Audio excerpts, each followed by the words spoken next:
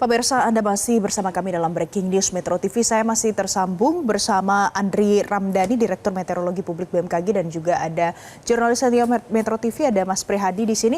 Saya mau ke Mas Andri terlebih dahulu. Mas Andri, jadi tadi kita bahas soal siklon Senyar. Nah, siklon Senyar ini itu seberapa besar yang bisa terjadi karena siklon Senyar untuk potensi cuaca ekstrimnya sampai akhirnya mengakibatkan kita lihat banjir bandang di banyak titik di Pulau Sumatera itu.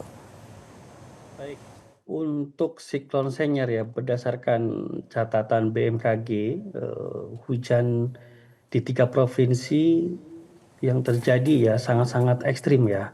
Hitungan ekstrim itu adalah dalam 1 hari curah hujan di atas 150 mm. Nah, hitungan ekstrim ya.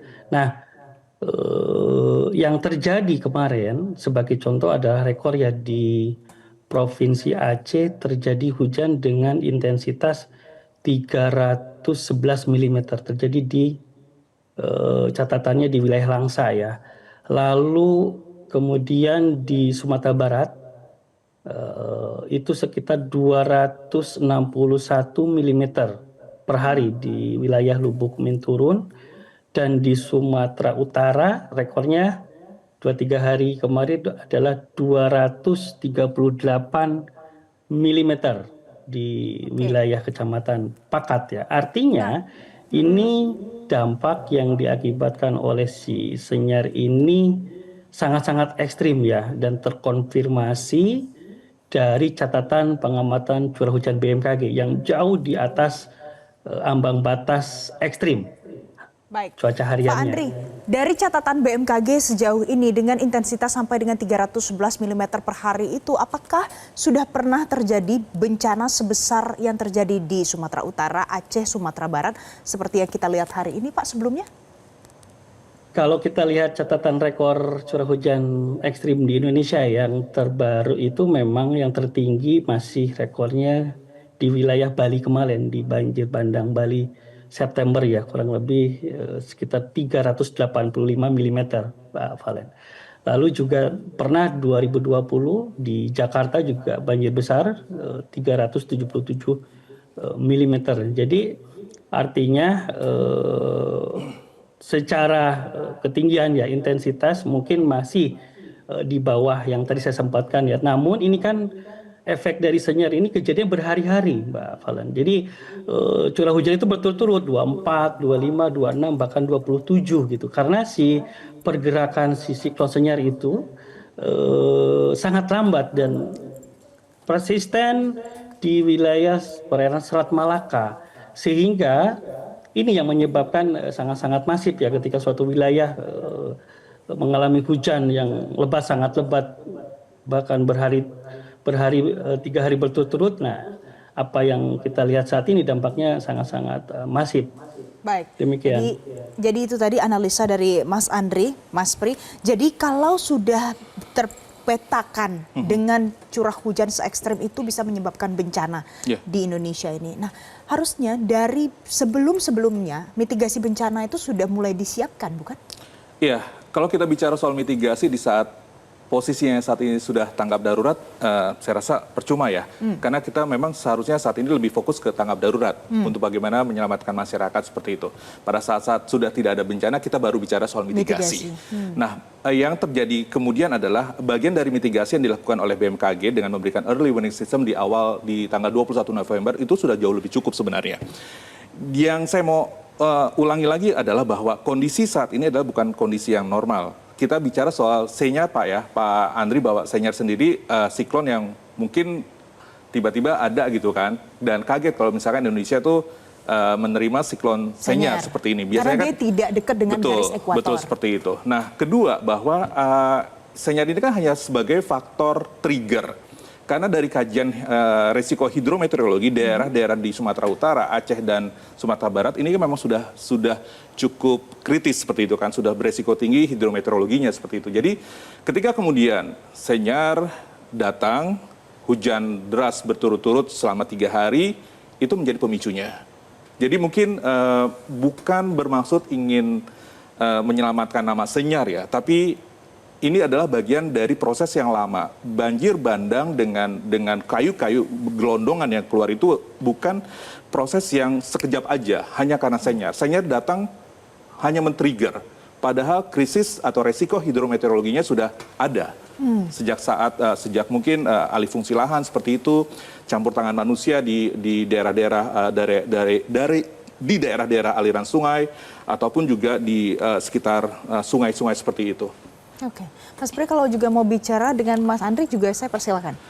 Mas Andri, yang menjadi soal dan yang menjadi menarik ini, kenapa kemudian Indonesia kedatangan Senyar? Padahal kita tahu bahwa siklon ini kan amat sangat menjauh dari ekuator seperti itu. Apakah ini yang juga pada akhirnya peta contingency plan kita terkait dengan kebencanaan hidrometeorologi juga masih harus diubah, Pak Andri?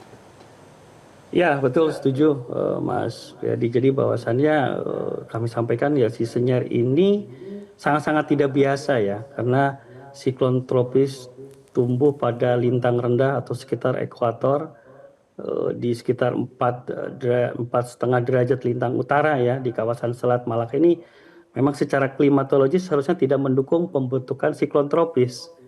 Nah, namun kami lihat, kami analisis, ada beberapa faktor yang kenapa si Senyar ini kok bisa tumbuh ya. Di antaranya adalah adanya anomali atmosfer ya, beberapa faktor seperti adanya penguatan juga monsun Asia di waktu bersamaan, lalu juga kemudian itu membentuk konvergensi besar ya di Selat Malaka, dan juga suhu permukaan air laut itu sangat hangat juga di wilayah Malaka, dan penguatan juga beberapa dinamika atmosfer seperti NGO dan juga Kelvin dan Rossby, dan juga pengaruh geografi selat yang sempit ya, menciptakan kondisi bibit siklon ya yang berkembang di wilayah tersebut. Ini menjadi menarik juga dalam konteks kajian sains meteorologi dan oceanografi.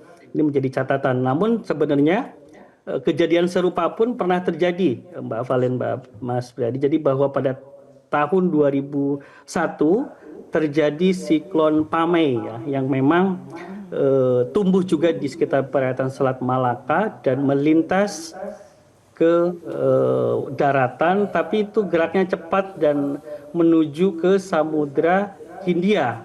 Nah, bedanya si Senyar ini, dia tidak melintas lewat, tetapi dia cukup lama berada di Selat Malaka. Sempat masuk di tanggal 26 Desember siang hingga malam hari, kemudian paginya belok lagi ke Selat Malaka dan pergerakannya sangat-sangat lambat gitu. Dan ini yang mempengaruhi pola sirkulasi atmosfer di sekitar wilayah 3 provinsi tersebut, sehingga tarikan massa udara itu berada ngumpul isyaratnya ya di sekitar wilayah siklon, dan ini yang menyebabkan 2 hingga 3 hari hujan berturut-turut. Dan untuk diketahui juga si Senyar ini sekarang masih aktif, X-nya bekasnya ya ada di Laut Cina Selatan. Nah ini sangat-sangat menarik. Mas Andri, satu terakhir, dengan ada 2-3 hari ke depannya ini yang harus diantisipasi, apakah sudah ada rekayasa cuaca yang dilakukan BMKG? Singkat saja, Mas. Oh baik, mulai tanggal 27 sudah mulai ya Mbak Valen, bahwasannya modifikasi sudah mulai dilakukan, walaupun seperti saya sampaikan di awal sudah mulai menurun ya potensi ekstrimnya, namun konteks OMC ini untuk dalam rangka mengurangi intensitas dalam konteks evakuasi serta pemulihan pasca siklon ya, untuk mengurangi intensitas hujan sisa yang masih berpotensi di sekitar wilayah terdampak. Satu hal lagi mungkin saya tambahkan, justru di bulan Desember, November, Desember, Januari, Februari hingga April, potensi siklon sekarang berpindah di wilayah selatan ya, Mas pribadi Mbak Valen ya, sehingga di wilayah selatan Jawa, mulai dari barat Sumatera, Bengkulu, bagian barat Bengkulu, Lampung, selatan Jawa ya, hingga ke NTT, ini juga kami terus waspadai adanya potensi yang ke depan hingga bulan April ya, mulai dari bibit-bibit siklon, bahkan mungkin bisa berkembang bibit siklon tropis juga. Ini juga perlu diwaspadai nanti ke depannya untuk langkah Baik, mitigasi. jadi modifikasi cuaca sudah dilakukan dan juga masih ada yang harus diwaspadai karena ada pergerakan siklon ke arah selatan. Terima kasih Mas Andri karena sudah bergabung bersama kami di Breaking News Metro TV pagi ini. Terima kasih Mas Andri. Pemirsa, nanti usai jeda kami masih akan kembali untuk Anda, tetaplah bersama kami. Jelajahi cara baru mendapatkan informasi. Download Metro TV Extend sekarang.